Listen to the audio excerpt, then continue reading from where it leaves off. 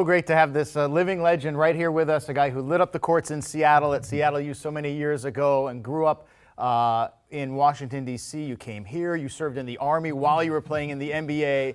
First of all, thanks for joining us. There's so much to get to. Why did you decide to write the autobiography now?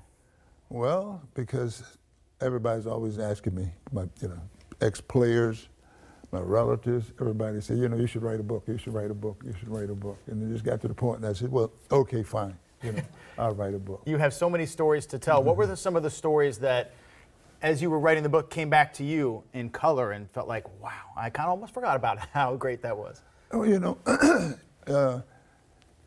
I think the main thing is my teammates, guys I played with, guys I play against. I run into a lot of times, different places I go, and just to see some of the guys that, played with, played against. And we would get together, go out to eat, and then, kid one another how you didn't guard me and stuff like that. And it was fun, because some of the guys I hadn't seen in so many years. I didn't know they were still around. Well, you grew up in Washington, D.C. It was segregated at that time, and you dealt with racism under Donald Sterling, the owner of the Clippers, for 20 years. How would you say your race has impacted your life? I don't know. I mean, it's a question. I mean, it's the thing about it, all these things I just, forget about. Just go on and live life and be happy with my family and everything, the things I would want to do in life, I just do it, and I don't even think about it. Really? So I don't even think about it. Wow. Well, you came all the way from D.C. to the other Washington at Seattle University. What do you remember about leading Seattle U to the NCAA championship game? You know what? I'm trying to remember the game, all of it. We were just happy, the fact that we were able to, try to have the best record, in college and win a championship. And the thing I remember most is just officiating. When we played. What about Kentucky.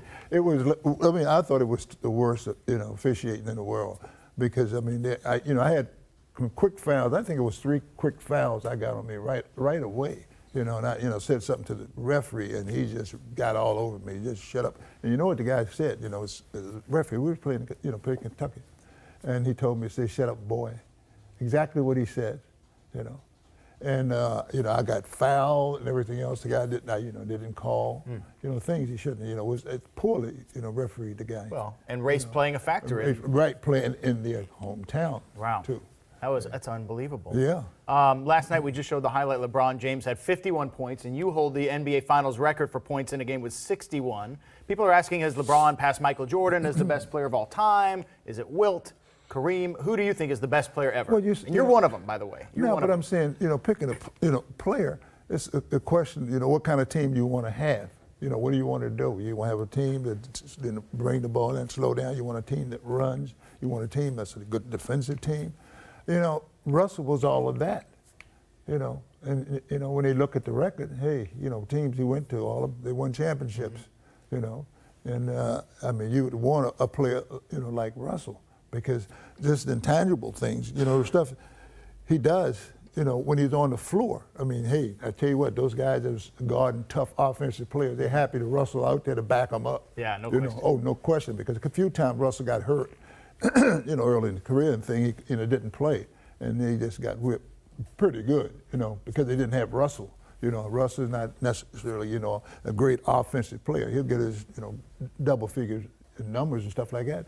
But I said intangible things, block and shots, setting picks and all these things like that goes unnoticed. Mostly, people get the credit and you look them up when they look at their scoring. They say, gee, he got 50 tonight, he got 30 tonight, 40 tonight.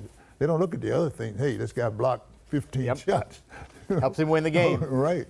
Hello everyone, I spend a lot of time trying to get you guys nice videos, so please subscribe to this page, and please subscribe to my second page. The link to my second page is in the description section. Thank you.